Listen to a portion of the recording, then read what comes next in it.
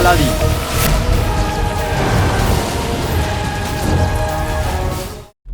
রাজকুমারী, যদি তুমি আমায় অনুমতি দাও তো তোমাকে আমি একটা প্রশ্ন করতে পারি?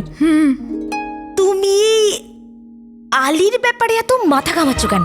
আমি বলতে চাইছি যে তুমি যদি আলীকে নিয়ে এত ভাবো তাহলে ওয়াজিরে আলার খারাপ লাগবে। ওনার যদি খারাপ লাগে উনি তাহলে খুব দুঃখ পাবেন, আর উনি যদি খুব দুঃখ পান তাহলে উনি কাজ করা ছেড়ে দেবেন। কাজ করা ছেড়ে দিলে পুরো বাগদাদ তো ধ্বংস হয়ে যাবে। রাজকুমারী, তুমি বাগদাদকে বাঁচাও। আর তুমি না এই আলীর সঙ্গে বন্ধুত্ব করো না। এটা বন্ধুত্ব নয়, এটা শুধু একটা খেলা প্রীতি। খেলা? তুমি তুমি কি বলছো রাজকুমারী? আমি কিচ্ছু বুঝতে পারছি না। আলীকে এখান থেকে ফেরানোর খেলা। আমি ওই মুখটাকে ঘৃণা করি প্রীতি।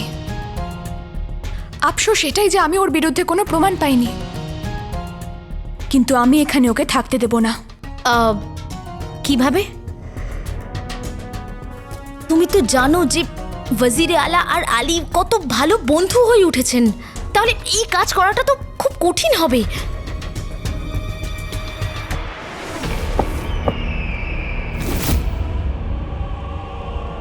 আলী ভাই, তুমি আমার জীবনের সব সমস্যাকে দূর করে দিয়েছ।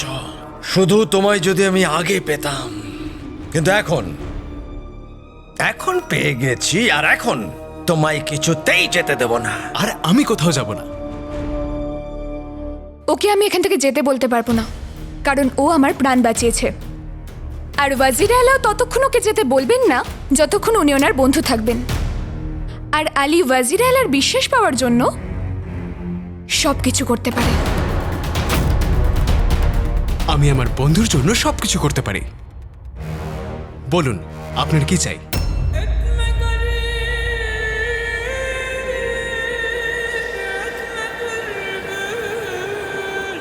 রাজকুমারী ইয়াসমিন, ওর ভালোবাসা, ওর প্রত্যেকটা পছন্দ, ওর ইচ্ছে, ওর খুশি, বাস বলতে পারো যে ওর সবকিছু চাই আমার। আলীর ওপর ওয়াজিরে আলার এই বিশ্বাস তো নিশ্চয়ই ভাঙবে। তুমি বিশ্বাস ভাঙবে? আলী নিজেই। আলী থাকতে এবার আপনাকে চিন্তা করবার কোনো প্রয়োজন নেই। এবার আপনার বন্ধু আপনাকে আপনার ভালোবাসা পাইয়ে দেবে, এটা আমার প্রতিজ্ঞা। দারুণ।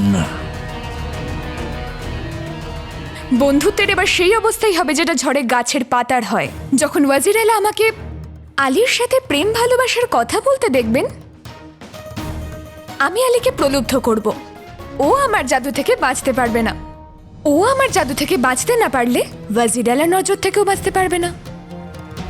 আর ও যদি ওয়াজির আলার নজর থেকে বাঁচতে না পারে তাহলে তাহলে উনি আলীকে এখান থেকে গলার ধাক্কা দিয়ে বের করে দেবেন। বাহ রাজকুমারী!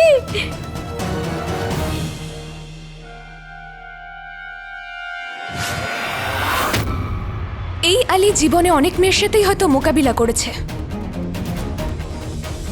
কিন্তু রাজকুমারী ইয়াসমিনের সাথে প্রথমবার করবে। আমি ওকে এমন মজা দেখাবো যে আমার পরে ও কোনো মেয়ের দিকে চোখ তুলেও তাকাতে পারবে না।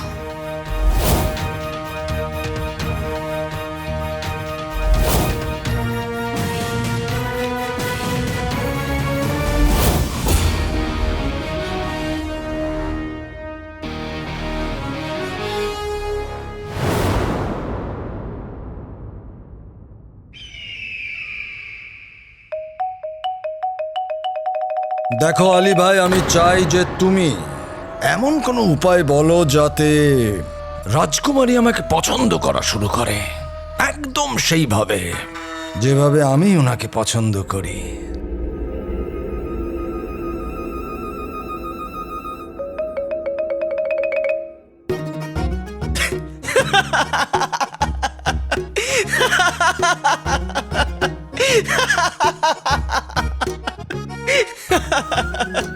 वजीरे आला,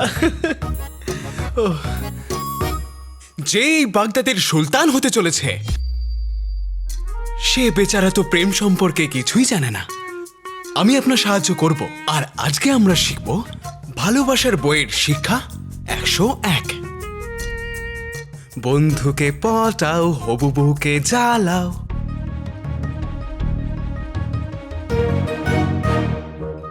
বুঝতে পারলাম না। আমি বোঝাচ্ছি। এবার থেকে আপনি যখনই ওনার সাথে থাকবেন ওনার সব কথায় আপনাকে আগ্রহ দেখাতে হবে। রাজকুমারীর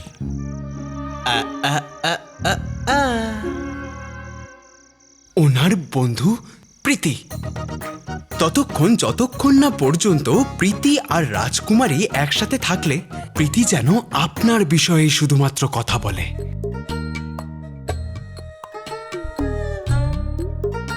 সওদাগর আলী, তুমি বাগদাদের ওয়াজিরে আলাকে, এই দেশের আগামী দিনের সুলতানকে একজন চাকরানির সঙ্গে, এরকম চাকরানি যার আশীর্বাদ হয়ে গেছে, তোমার মাথা ঠিক আছে তো? আমার মাথা ঠিক আছে ওয়াজিরে আলা, কিন্তু ওয়াজিরে আলা প্রেম সবার জন্য কিন্তু নয়। আপনি নিজেই ভাবুন, যখন আপনি সুন্দরী, বাহাদুর, স্বপ্নের মতন সুন্দরী রাজকুমারীকে ছেড়ে প্রীতিকে গুরুত্ব দেবেন, তখন কি হবে? কি হবে? বরবাদ হয়ে যাব। আর কি হবে?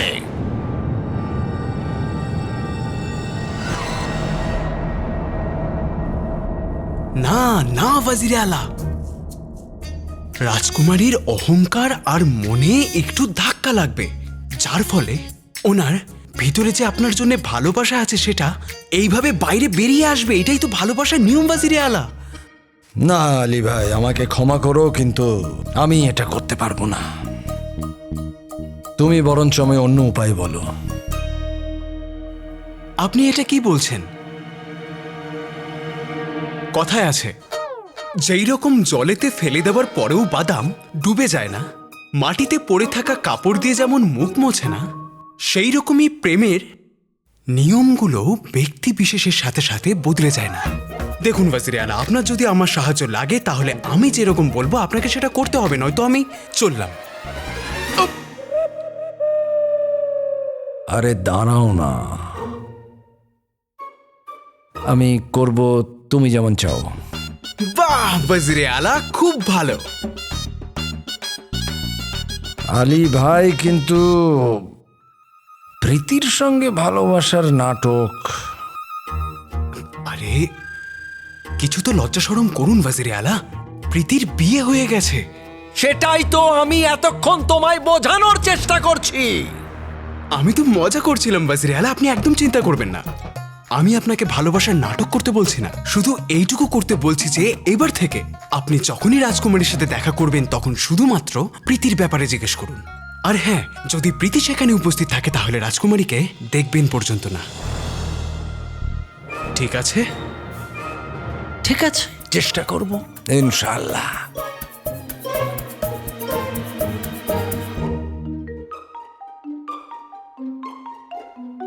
ये मोहब्बत एक आग का दरिया है और डूब के जाना होगा।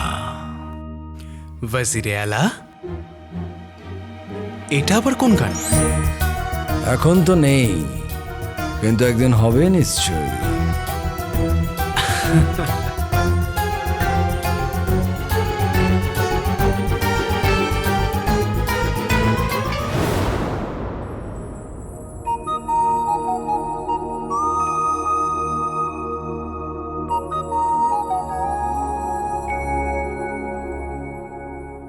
সারা দেবী, হ্যাঁ,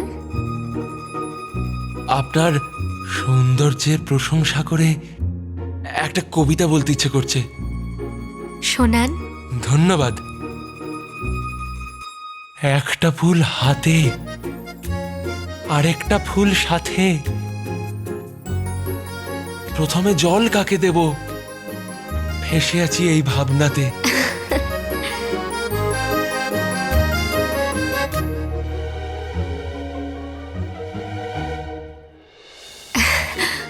জলের প্রয়োজন তো ওই ফুলটার, হ্যাঁ কারণ এই ফুলটার জলের নয়, শুধু আপনার মনের প্রয়োজন আছে।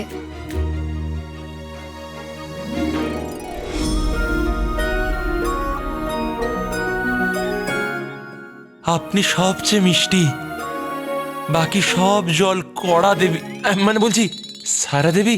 হ্যাঁ, আমি বলছি যে আজ দুপুরে আমি যে আচরণ করলাম, আমি তার জন্য আপনার কাছে ক্ষমা চাইছি। দুপুরে জুনেদ বাবু, আমাদের তো দুপুরে দেখাই হয়নি। কি? আমি আলী সাহেবের সোনার ব্যাপারে পাক্কা খবর জানি। আরে কি বলছো ঝংড়ু? শোনাতে তো আমারও অনেক আগ্রহ আছে। ঝুমরুর কণ্ঠস্বর।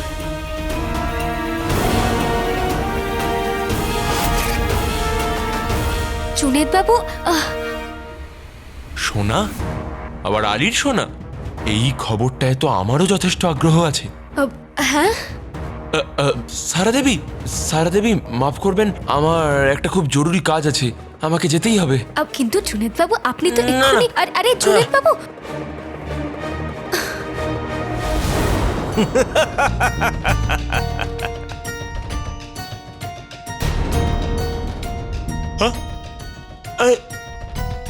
এখন এখন তোমরা কথা বলছিলে? হ্যাঁ, না, কিন্তু গলার স্বর শুনে বয়স্ক কেউ মনে হচ্ছিল।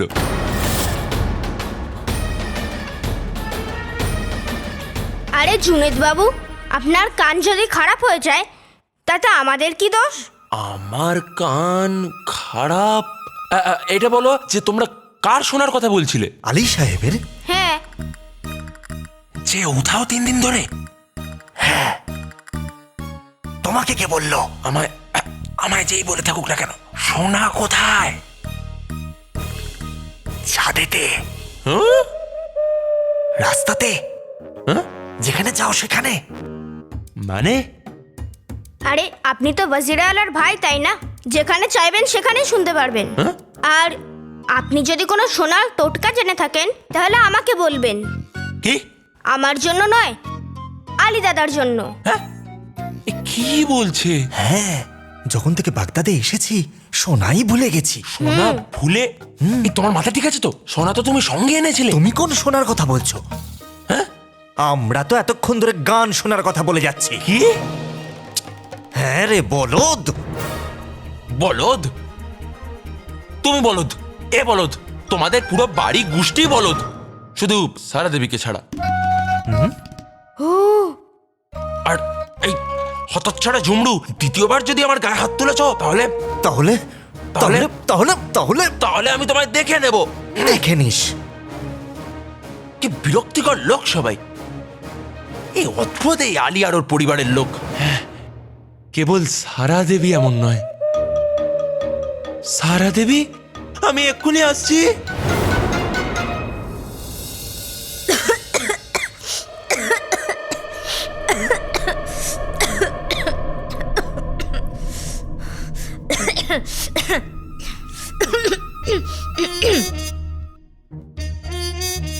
তুমি আমাকে কেন দেখছো? এই এত ধুলো দেখতে পাচ্ছ না? আর তাছাড়াও সামনেই আমার নিকাহ আছে, আর সব মেয়েরাই চায় যে এই বিশেষ দিনে সে যেন সব থেকে সুন্দরী হয়। রাজকুমারী, যদি আমি আমার মুখ না ঢাকি তাহলে তো সারা মুখে ধুলো লেগে যাবে। মুখে ধুলো লেগে গেলে গোটা উঠবে, গোটা উঠলে নিকার মধ্যে ঠিক হবে না, নিকার মধ্যে ঠিক না হলে পুরো বাগদাদের লোক এই কোণেকে তো বদনাম করে দেবে। রাজকুমারী, তোমাকে কিন্তু আমাকে বদনাম হওয়ার হাত থেকে বাঁচাতে হবে।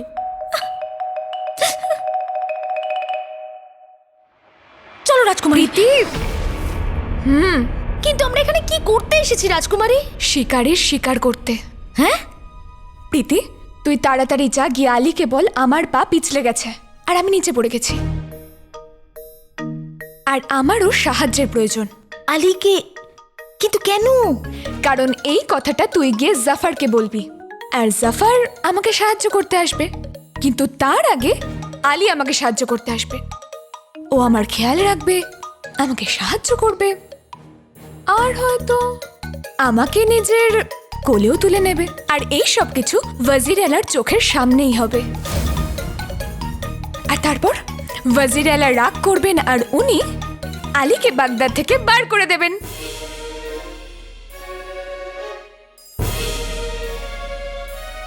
বাহ রাজকুমারী, কি দারুণ একটা পরিকল্পনা করেছো তুমি।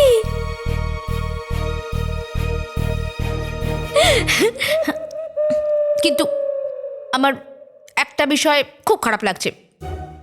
তুমি ওই আলীর জন্য নিজের এরকম পিছলে গিয়ে নিজেকে আঘাত দেবে। ওহো প্রীতি, আমি সত্যি পড়বো নাকি? আমি তো পড়ে যাওয়ার নাটক করবো, তাই না? সত্যি তো আর পড়ে যাব না। যাক বাঁচা গেছে। আমি তো ভেবেছিলাম তুমি সত্যি সত্যি পড়ে যাবে। তাড়াতাড়ি যা।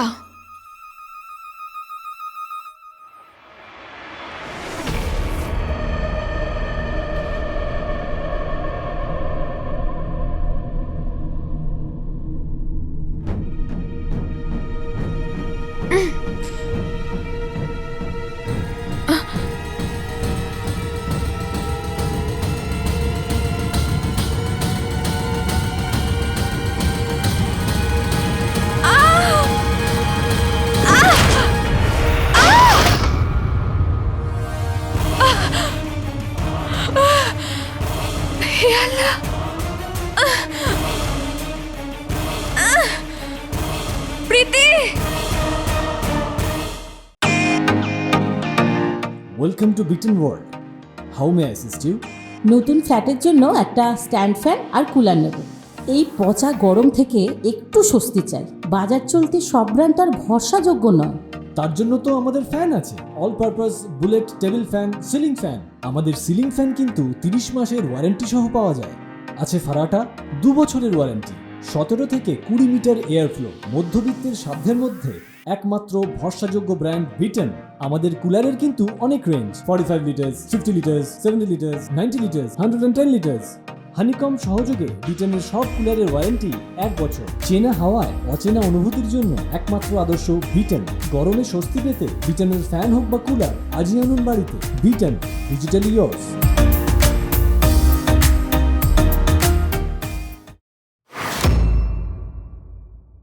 আলী সাহেব, আলী সাহেব, আলী সাহেব, আলী সাহেব।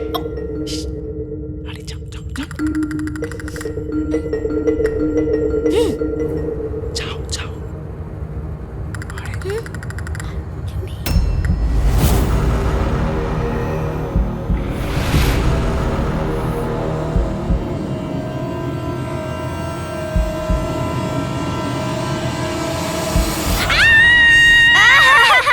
ধরে ফেলেছি। ধরে তো নিলে চাচা। কিন্তু প্রীতিকে আমি তো সেই জন্যই তোমাকে যেতে বলছিলাম প্রীতি। আমরা আমাদের ছোট ভাই চন্দুর সাথে লুকোচুরি খেলছিলাম। আলী সাহেব, আপনি এসব কিছু ছাড়ুন। আপনি জানেন রাজকুমারী পড়ে গেছে, ওর আঘাত লেগেছে। তাড়াতাড়ি চলুন, ওর আপনার সাহায্যের দরকার। রাজকুমারী পড়ে গেছেন? হ্যাঁ।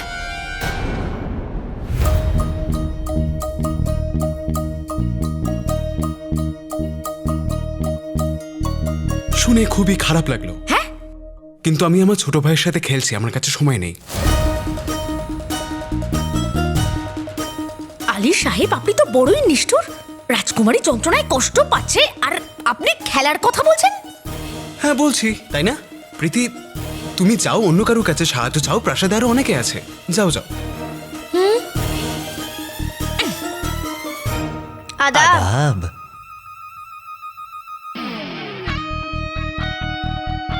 কিন্তু আকা, আপনি গেলেন না কেন?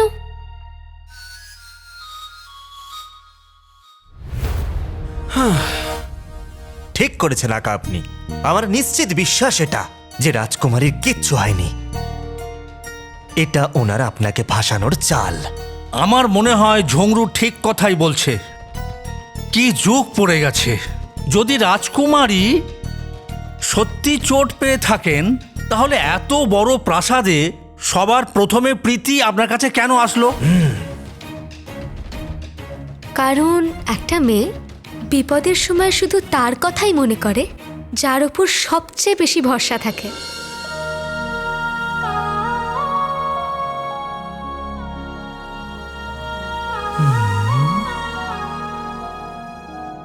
তোমরা তিনজন যেরকম আমার খেয়াল রাখো, রাজকুমারীরও অনেকে খেয়াল রাখে। রাজকুমারী যদি চোট লেগে থাকে তাহলে আমার পুরো বিশ্বাস যে প্রীতি হয়তো তাড়াহুড়োই এখানে আমাকে ডাকতে চলে এসেছে, নয়তো এতক্ষণে বাগদাদের সব সৈন্য, সব হাকিম রাজকুমারীর কাছে পৌঁছে গেছে হয়তো। আমি পরে দেখা করে নেব। তোমরা তিনজন যাও খাবারের ঘরে, আমি পরে যাচ্ছি। যথা আজ্ঞা আকা। যাওয়া যাক।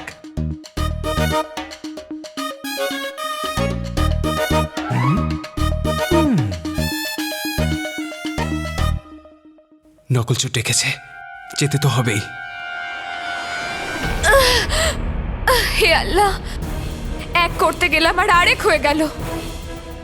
আলী এখানে এলে আমি কি করব? প্রীতি যেন ওয়াজির আলাকে প্রথম এখানে নিয়ে আসে। প্রীতি,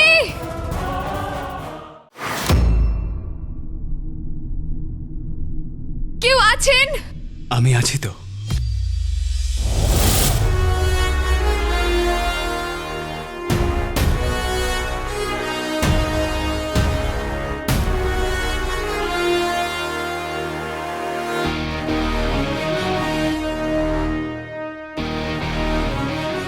আপনি এসে গেছেন? আপনি যখন ডেকেছেন আসতে তো হতোই।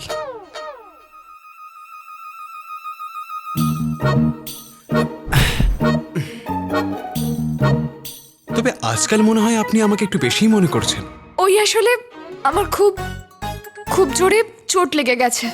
সেটা তো আমি দেখতেই পাচ্ছি। হ্যাঁ, তাহলে আপনি ওয়াজির আলাকে বলে দিন উনি আমাকে এক্ষুনি সাহায্য করতে চলে আসবেন। যান। অবশ্যই।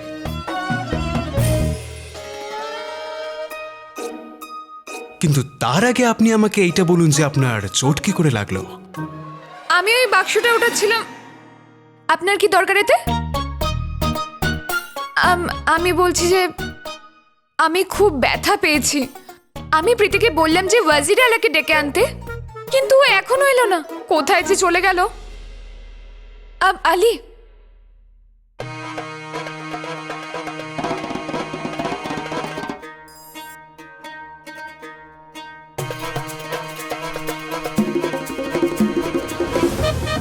একটা কথা বলুন, এত নোংরা ঘরে বাক্স সরাতে আপনি কেন এলেন? এটা রাজকুমারীদের কাজ নয়, চাকরদের কাজ। আপনি তো আবার রাজকুমারী। দেখুন আলী, আমি এখন আপনার প্রশ্নের উত্তর দেওয়ার অবস্থায় নেই। আমার খুব ব্যথা করছে। আপনি ওয়াজির আলাকে তাড়াতাড়ি ডাকুন, দয়া করে ডাকুন ওনাকে। ওফো, রাজকুমারী তো দেখছি অনুরোধও রাগ করেই করেন। একটু ভালোবেসেও তো করতে পারেন। ভালোবেসে? কাছে আসুন। এলাম।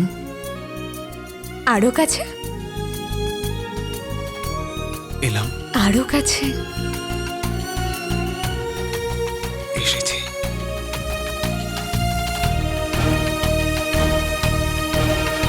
ওয়াজির আলাকে কি তাড়াতাড়ি ডাকুন।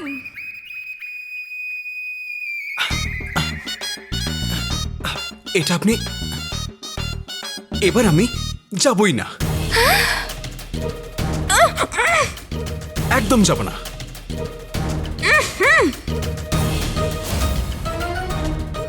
প্রীতি যদি ওয়াজির আলাকে ডেকে আনতো তাহলে এর ফালতু কথা সহ্য করতে হতো না। না জানি এ নিজেকে কি মনে করে। প্রীতি তুই, আমি তোকে ছাড়বো না।